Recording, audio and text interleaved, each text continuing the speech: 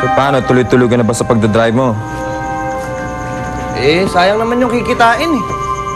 Gusto ko sanang mag-ipon ng malaki-laki eh. Para naman magamit natin dito sa junk shop. Tingin ko, mapapalaki pa natin to eh. Sabagay, sabi nga nila may pera sa basura. Pero alam mo,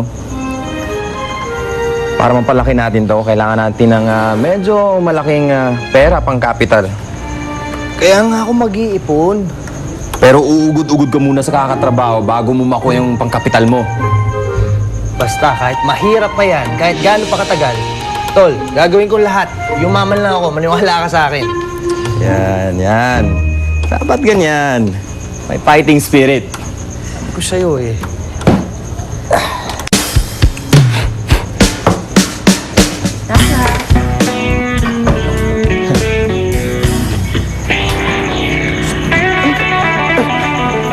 Nakakastorbo ba ako? Of course not. Alam mo namang welcome ka dito sa amin eh. Ano bang may paglilingkod namin sa'yo? Lindon, may bagong bukas na restaurant. Samahan mo naman ako. Bakit? Lindon, dati tayong mag-best friends. Kaya gusto ko lang naman maibalik yung dati nating pagkakaibigan. Bakit? Ayaw mo pa?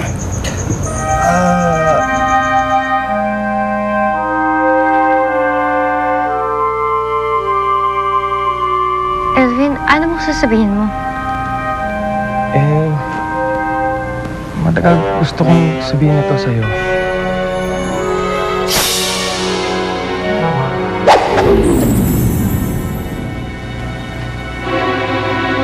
Torfina,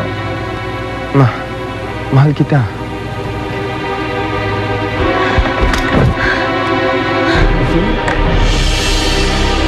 Torfina? Torfina! Tulong!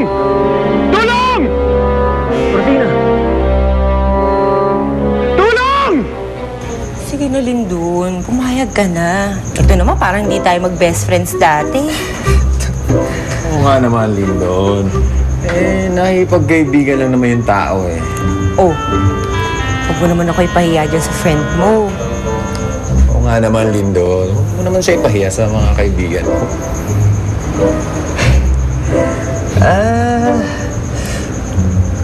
Sige.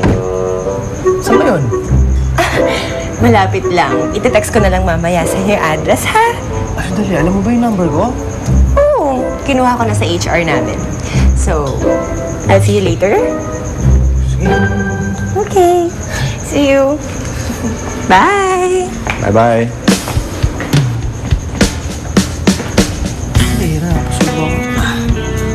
Swerte mo. Hanapan mo na akong pera. Maraming pera din. Sige, wala na.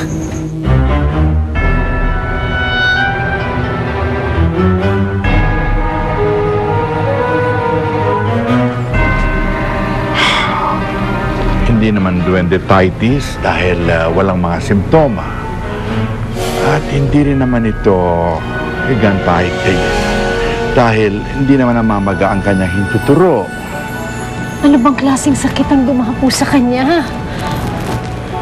Ano ba talaga nangyari sa kanya? Hindi ko rin po maintindihan eh. Isang minuto, kausap ko lang siya. Kakatapos biglang bumagsak siya sa kama.